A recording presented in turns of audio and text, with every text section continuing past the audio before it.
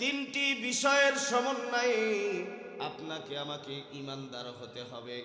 এক নম্বর হইতেছে ইকরার বিল লিসান, আমার জবান দিয়ে স্বীকার করতে হবে, জবান দিয়ে বলতে হবে আমার রব আল্লাহ, লা ইলাহা ইল্লাল্লাহু মুহাম্মাদুর রাসূলুল্লাহ। জোরে বলেন আল্লাহু আকবার।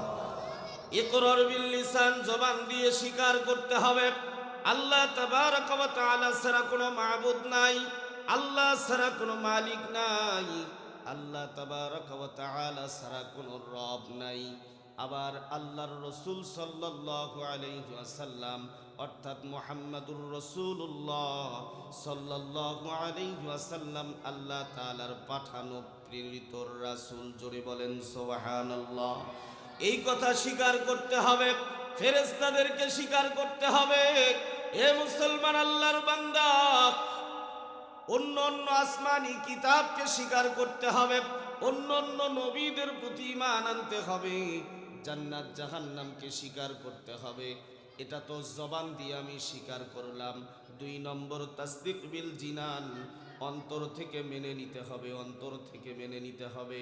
আমার জবানে একটা কথা, আল্লাহ তাবারক ওয়া তাআলা ছাড়া কোনো মাবুদ নাই, অন্তরে আমি রব হিসেবে মানি মাখলুককে। নাউজুবিল্লাহ বলেন। এক নম্বর জবান দিয়ে যদি স্বীকার করি আমার রব আল্লাহ তাবারক ওয়া তাআলা ছাড়া কোনো মাবুদ নাই, এটা অন্তর দিয়ে বিশ্বাস করতে হবে, দিল দিয়ে বিশ্বাস করতে হবে, অন্তর এবং জবান এক হতে হবে। তিন নম্বর হইতেছে ঈমান আনলাম রবের উপরে অন্তর দিয়ে এবং জবান দিয়ে।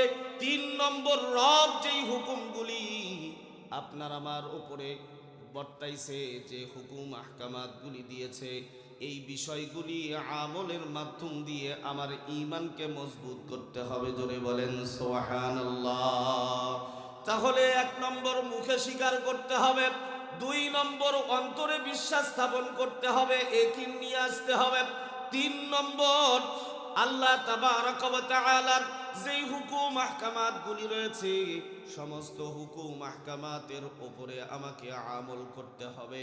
এই তিনটা বিষয়ের সমন্বয়ে আপনি পরিপূর্ণ ঈমানদার হবেন।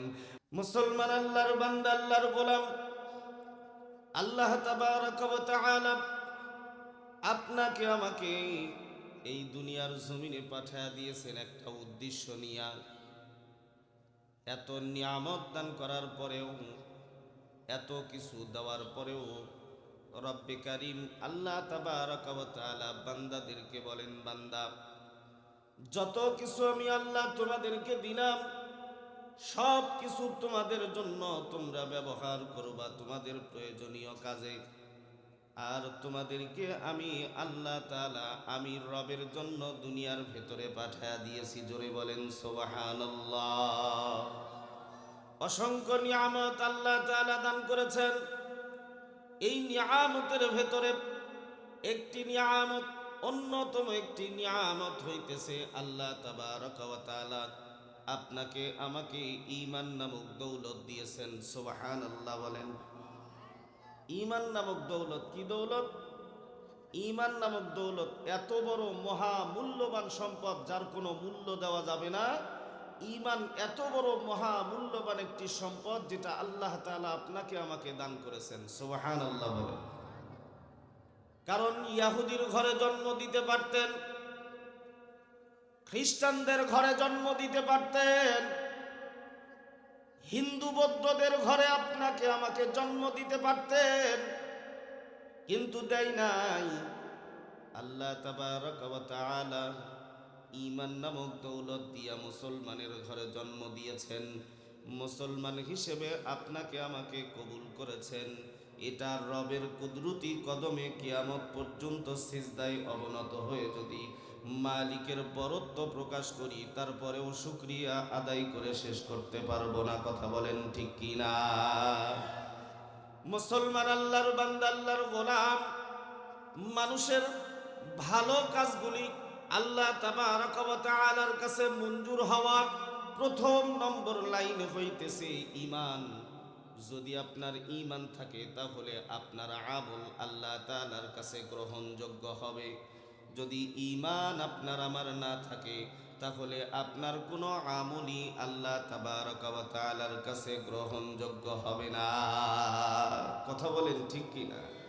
এই জন্য মালিক আল্লাহ তাবারক ওয়া তাআলা ঈমান নামক দৌলত আপনাকে আমাকে দিয়েছেন। আর ঈমানদারদের ব্যাপারে আল্লাহ তাবারক ওয়া তাআলা কালামে পাকের ভিতরে বলেছেন, বান্দা যারা ঈমানদার আমি আল্লাহ তাআলা স্বয়ং নিজে তাদের অভিভাবক। জোরে বলেন সুবহানাল্লাহ।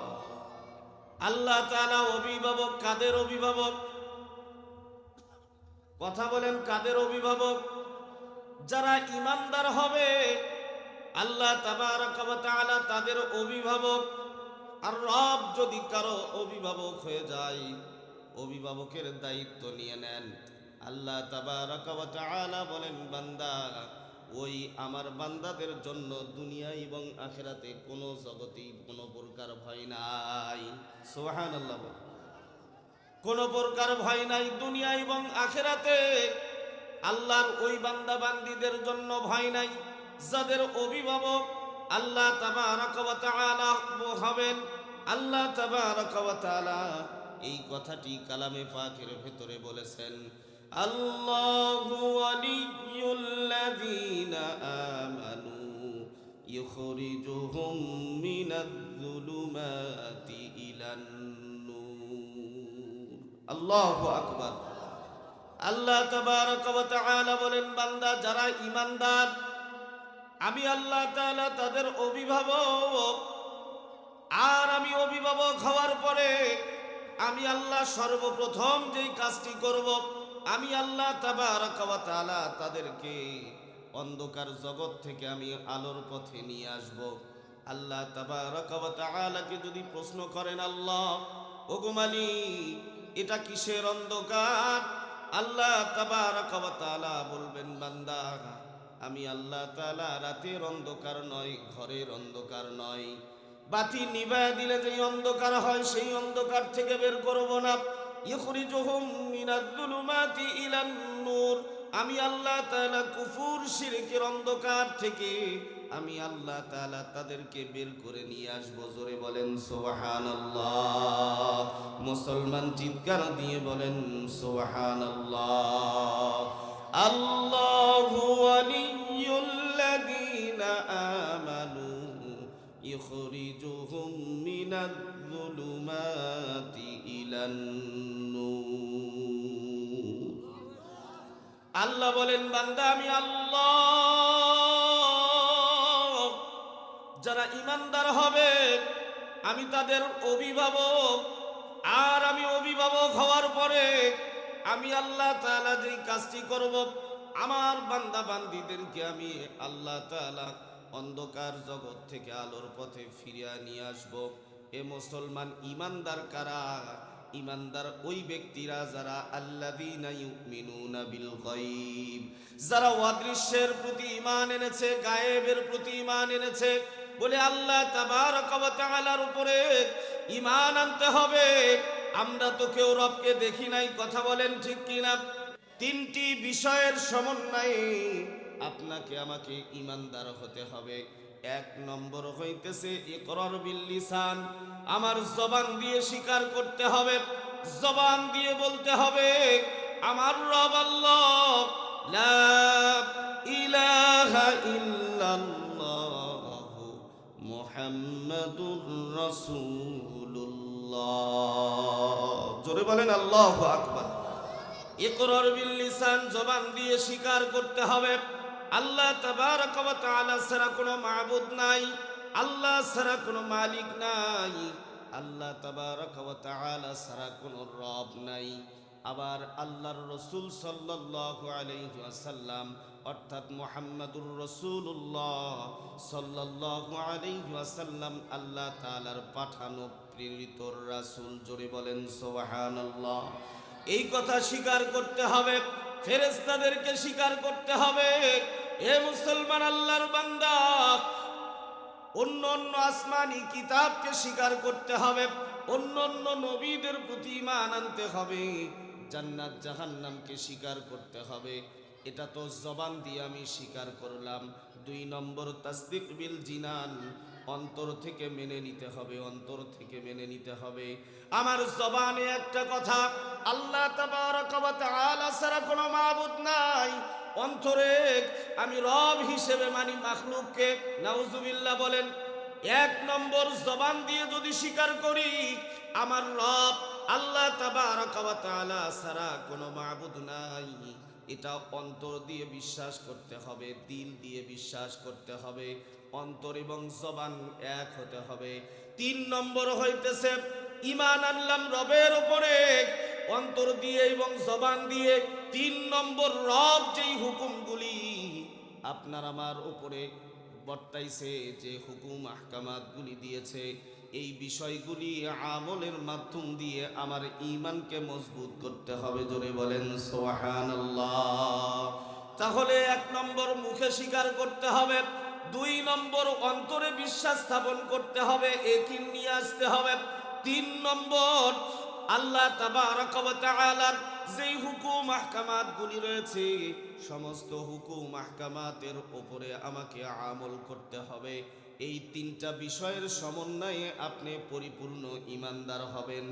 আর এই ঈমানদারের ব্যাপারে আল্লাহ বলেন, বান্দা এই ঈমানদার যারা নাকি এই 3টা বিষয়ের সমন্বয়ে ঈমান গ্রহণ করেছে, ঈমান এনেছে, আমি আল্লাহ তাআলা তাদের অভিভাবক হয়ে যাব। আর এই সমস্ত ঈমানদারদের জন্য আমি রব বলে দিলাম, লা খাউফুন আলাইহিম ওয়ালা হুম ইয়াহজানুন। দুনিয়া এবং আখিরাতে কোনো জগতেই ভয় নাই। জোরে বলেন সুবহানাল্লাহ। 3টা বিষয়ে আমলে পরিণত করতে হবে। এ মুসলমান, মুখে আমি স্বীকার করলাম, অন্তর দিয়ে বিশ্বাস করলাম, আমলে পরিণত করলাম না, ঈমানদার হতে পারবেন না। ঈমানদার হতে হলে আল্লাহ তাবারক ওয়া তাআলার সমস্ত বিধানকে মেনে নিতে হবে মনে প্রাণে। আমার যুক্তিতে খাটুক আর না খাটুক, যুক্তি তর্কে মিলেক আর না মিলুক, প্রত্যেকটা বিষয়ের উপরে যুক্তি তর্ক ছাড়াই মেনে নিতে হবে। কথা বলেন ঠিক কি না? একটি উদাহরণ দিলে বুঝতে পারবেন। আল্লাহর পয়গম্বর মূসা আলাইহিস সালাতু ওয়াস সালামকে ফিরাউন ডাকলেন। দেশের লম্বা ঘটনা আমি সংক্ষিপ্ত করে মূল উদ্দেশ্যটা শুধু বুঝাইতে চাই। দেশের সমস্ত জাদুকরদেরকে ফিরাউন ডাকলেন। ডাকার পরে মূসা আলাইহিস সালাতু ওয়াস সালামের সঙ্গে বাহাস হবে। কিরকম বাহাস?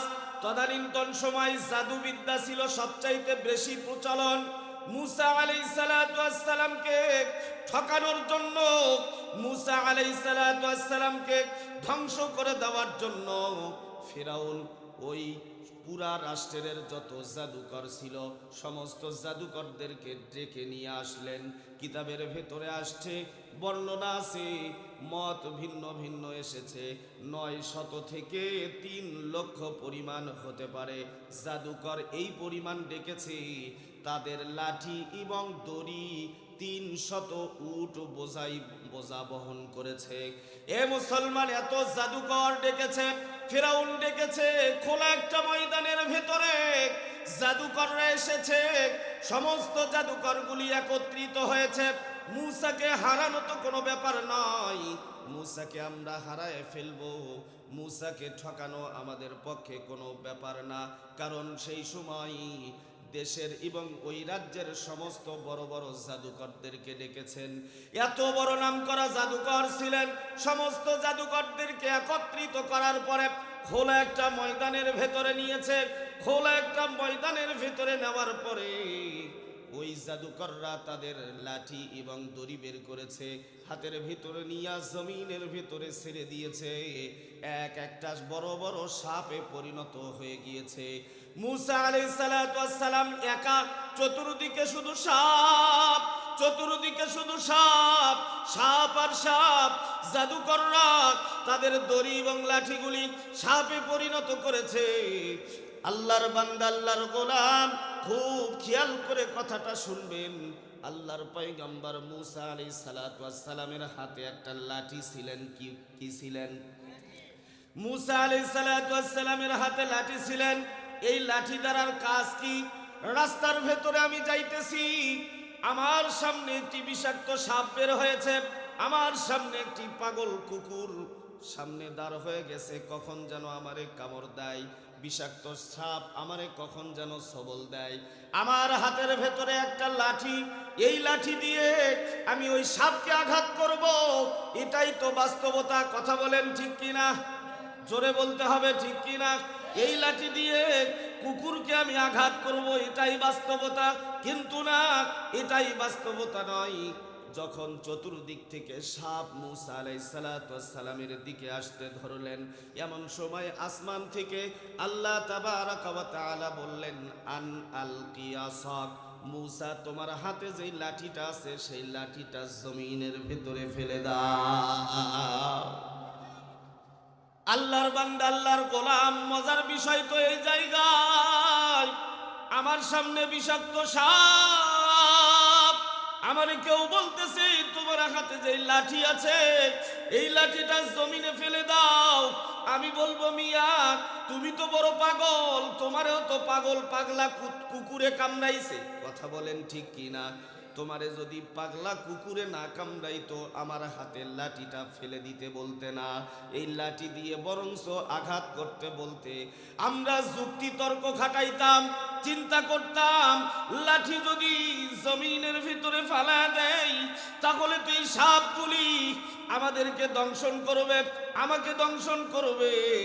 কিন্তু আল্লাহর পয়গম্বর মূসা আলাইহিস সালাম কোনো প্রকার প্রশ্ন নয়, কোনো প্রকার সন্দেহ পোষণ নয়। আল্লাহ তাআলা হুকুম করেছে, আন আলকিয়া সাক, মূসা তোমার হাতে যেই লাঠি আছে এই লাঠিটা জমিনে ফেলে দাও। আল্লাহর পয়গম্বর মূসা আলাইহিস সালাম সঙ্গে সঙ্গে হাতের লাঠিটি জমিনের ভেতরে ফেলে দিয়েছে। আল্লাহ তাবারাকা ওয়া তাআলার কুদরত বোঝা বড় দায়।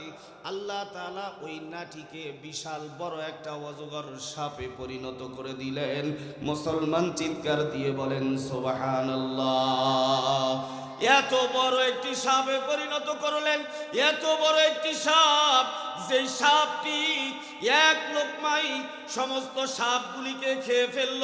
আল্লাহু আকবার বলেন। এটা দেখে অসংখ্য জাদুকর আল্লাহর পয়গম্বর মূসা আলাইহিস সালামের হাতে হাত দিয়ে কালেমা পড়ে মুসলমান হয়ে গেলেন। মুসলমান চিৎকার দিয়ে বলেন সুবহানাল্লাহ। মুসলমান আল্লাহর বান্দা, এটাকে বলে ঈমান। আল্লাহর হুকুম, মূসা লাঠি ফেলে দাও। সামনে যত সাপ থাক আর বাঘ থাক, যত কিছুই থাক না কেন, আমি আল্লাহ তাআলা তোমারে হুকুম করেছি তোমার হাতের লাঠি ফেলে দাও। মূসা তোমাকে ফেলে দিতে হবে। ইমানদার এটাকেই বলে। আর আল্লাহ তাবারাকা ওয়া তাআলা বলেন, আল্লাহু ওয়ালিয়ুল্লাযিনা আমানু। এই রকম ইমানদারদের আমি অভিভাবক। কোন রকম ইমানদার? এই রকম ইমানদার বিলাল হাবশী রাদিয়াল্লাহু তাআলা আনহু কি পরিমাণ মার খেয়েছে ইমানকে বাতিল করার জন্য। কথা বলেন ঠিক কিনা? উত্তপ্ত বালুর ভিতরে তাকে ওপর করে শোয়ানো হয়েছে, শরীরের ভিতরে আঘাতের পর আঘাত করা হয়েছে। এই পরিমাণ আঘাত, শরীর থেকে রক্ত ফিনকি দিয়ে বের হয়ে গিয়েছে। এই পরিমাণ আঘাত করেছে, এই পরিমাণ তাকে কষ্ট দেওয়া হয়েছে। লোহার শিক গরম করে তার শরীরের ভিতরে আঘাত, আঘাতের পরে আঘাত, শরীর থেকে চর্বিগুলি গলে গলে জমিনে পড়েছে। এ মুসলমান, একটাই কথা, বিলাল তুমি ঈমান ছাড়ো, তোমাকে আযাব দেব না, তোমাকে কষ্ট দিব না। বিলাল হাবশী রাদিয়াল্লাহু তাআলা আনহু বলেছেন, আমার জীবন চলে যায় যাক, আমি বিলাল ঈমান ছাড়তে রাজি না।